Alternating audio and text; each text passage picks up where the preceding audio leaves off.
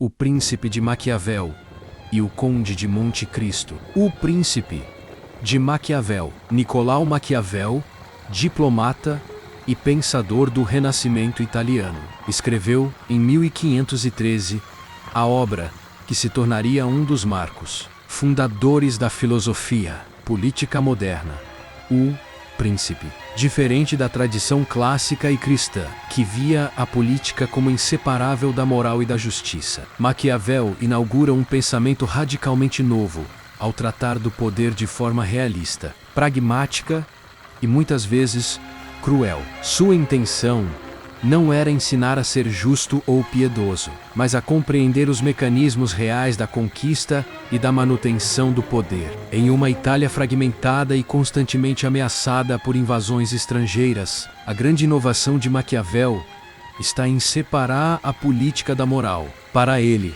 não cabe ao governante agir sempre conforme os ideais de virtude cristã ou filosofia clássica. Cabe agir conforme as circunstâncias, escolhendo entre a bondade e a crueldade, a verdade e a mentira, a paz e a violência, aquilo que melhor garanta a estabilidade do Estado. Essa visão pragmática leva Maquiavel a afirmar que, se for necessário optar entre ser amado ou temido, o príncipe deve preferir ser temido, pois o amor é volúvel e depende da vontade alheia, enquanto o temor é mais seguro e está sob o controle do governante. Não significa que o príncipe deva ser odiado.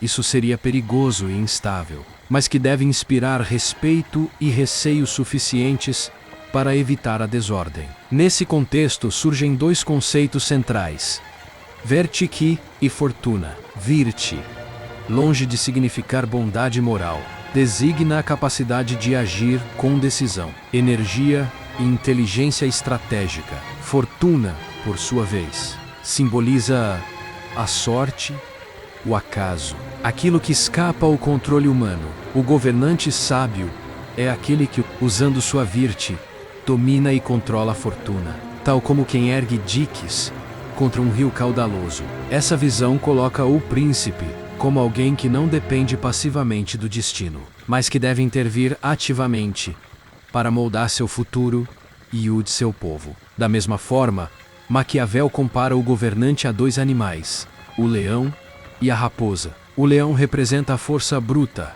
o poder militar e a intimidação. A raposa simboliza a astúcia, a capacidade de enganar e manipular. O príncipe eficaz deve ser ao mesmo tempo leão e raposa, alternando entre força e dissimulação de acordo com a necessidade. Aqui, percebe-se claramente a ruptura com a ideia tradicional de honestidade, como virtude inegociável.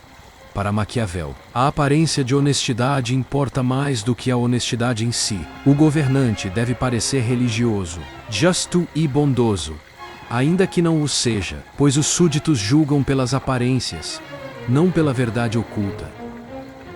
Essa perspectiva gerou enorme polêmica. A Igreja Católica condenou o livro e incluiu-o no índex de obras proibidas. Durante séculos, o nome de Maquiavel foi associado à maldade, à frieza e à manipulação, dando origem ao adjetivo maquiavélico.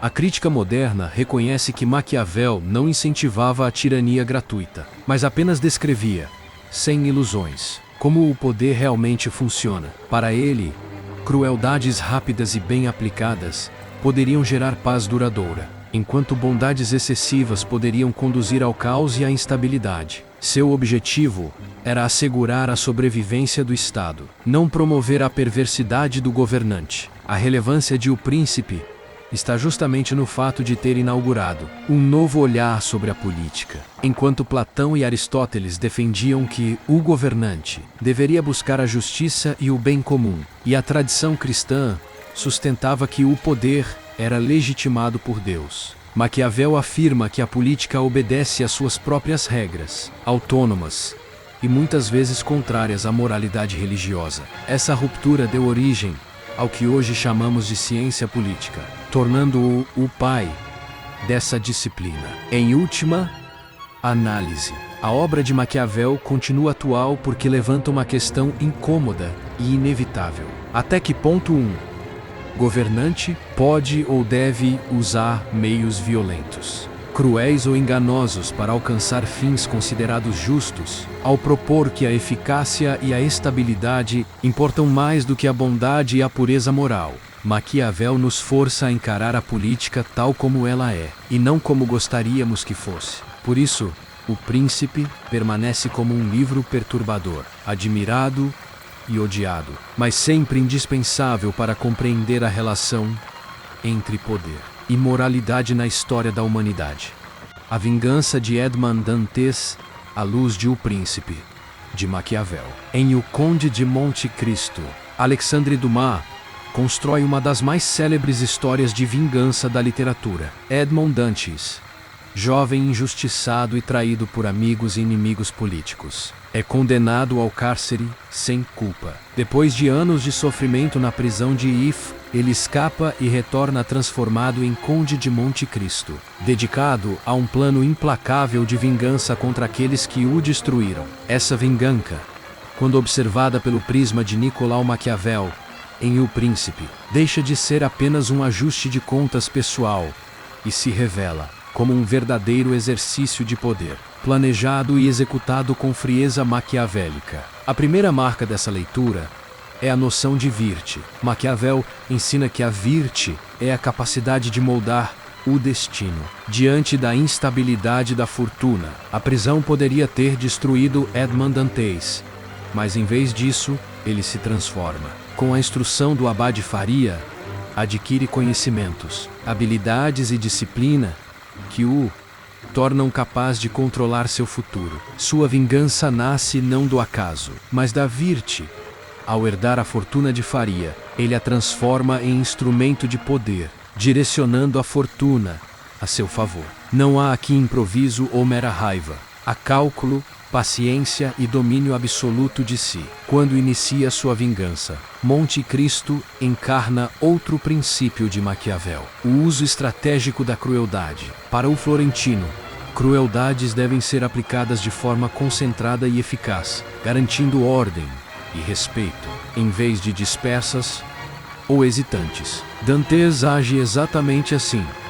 Não ataca de imediato, mas espera o momento oportuno para atingir cada inimigo em seu ponto mais vulnerável. Sua crueldade é fria, matádica e tetral, como se fosse um príncipe punindo súditos rebeldes. É o que Maquiavel recomendaria: não desperdiçar violência, mas usá-la como instrumento certeiro para que sua força seja lembrada e temida. Outro aspecto fundamental é a escolha entre ser amado ou temido. A vingança de Dantes não busca amor ou reconciliação, busca o temor. Para seus inimigos, ele se torna uma figura quase sobrenatural, um espectro inevitável que manipula acontecimentos e pessoas. O medo que inspira garante que nenhum deles tenha forças para reagir. Ele compreende, como Maquiavel ensinava, que o amor é instável, mas o medo, uma vez instalado, é sólido e duradouro. Seus inimigos não o odeiam apenas. Eles se desesperam diante dele, como súditos diante de um príncipe absoluto. A astúcia, simbolizada por Maquiavel na figura da raposa, também está presente em cada gesto de sua vingança. Monte Cristo raramente ataca diretamente. Ele não se limita a punir, mas arma situações em que os próprios defeitos de seus inimigos, menos a ambição, a ganância, a corrupção, os levam à ruína. Não é ele quem destrói. É o mundo cuidadosamente manipulado por ele que os consome. Como raposa, sabe enganar e disfarçar-se sob múltiplas identidades. Como leão, sabe revelar-se com imponência no momento final, quando o temor já se tornou irreversível. O ponto mais inquietante, no entanto, é a relação entre justiça e vingança. Para Maquiavel, o governante não deve prender-se à moral convencional, mas agir de acordo com a necessidade. Dantes, em sua vingança, assume exatamente essa postura. Coloca-se acima da lei e da moral comum.